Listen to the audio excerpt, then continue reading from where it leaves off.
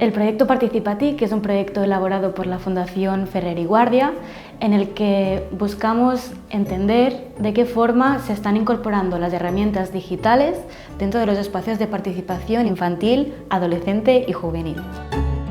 Para poder responder a estas preguntas se han realizado varios grupos de discusión, de debate, con, por un lado, infancia y adolescencia en grupos que ya estaban preformados. En segundo lugar, con jóvenes que también participan en diferentes entidades o asociaciones. Y en tercer lugar, con profesionales encargados de dinamizar estos espacios de participación infantil o juvenil.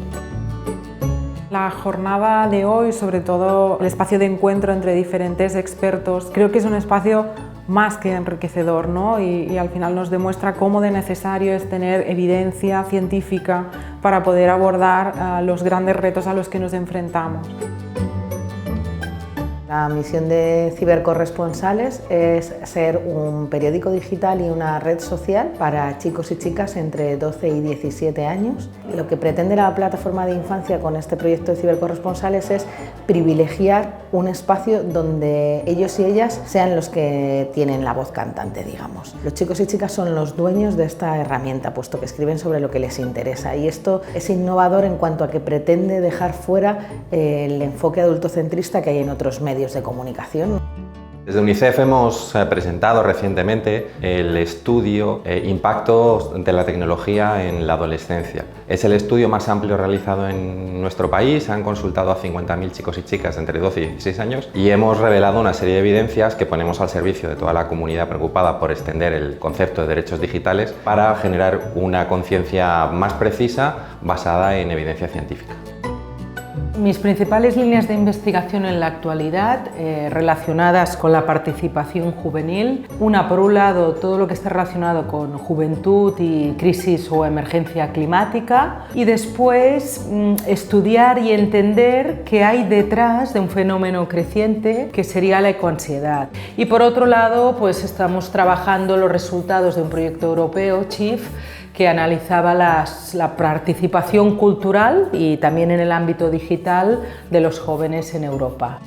La misión del proyecto del proceso de participación de la ciudadanía adolescente de Barcelona al final era conseguir hacer llegar la voz de la ciudadanía adolescente al ayuntamiento, de esa forma que se pudieran como presentar propuestas y acciones de transformación de la ciudad a la propia alcaldía para que después les pudiera dar respuesta de qué se podía implementar y qué no, y cómo implementarlo. Bueno, ha sido muy interesante el debate porque hemos podido compartir diferentes puntos de vista, experiencias de participación ya con una trayectoria muy sólida y le hemos podido complementar con el punto de vista más académico. Para mí lo que ha sido muy importante del debate al final era cómo difuminar esa línea entre lo que es la digitalización pura y la participación como presencial, que al final no es tanto en qué herramienta usas, sino qué objetivo tienes en cada campo y saber utilizar lo que importa. Y en el caso de la participación juvenil se incluían también esos jóvenes o adolescentes que generalmente igual no participan, conseguir que participen sectores diversos, ¿no? Me parece importante destacar de la participación digital que sea una manera de poder mirar a los chicos y a las chicas y de dejarles su espacio para que nos muestren cuáles son sus intereses y de acompañarles de una manera respetuosa en la que podamos quitarnos la etiqueta adultocentrista y darles la capacidad de dirigir su propia participación y a la vez respetarla y tenerla en cuenta y hacerle caso.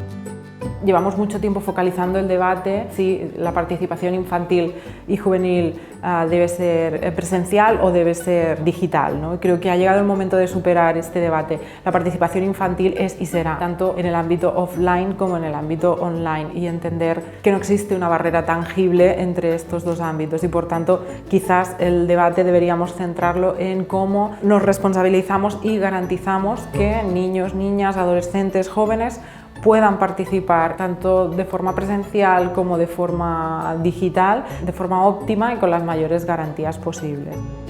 En una sociedad en la que no existe una frontera entre el offline y lo online, la capacitación digital debería explotar las potencialidades de estas herramientas, complementándolo con aquello del espacio presencial que quizá no es reproducible o no es sustituible en el espacio digital.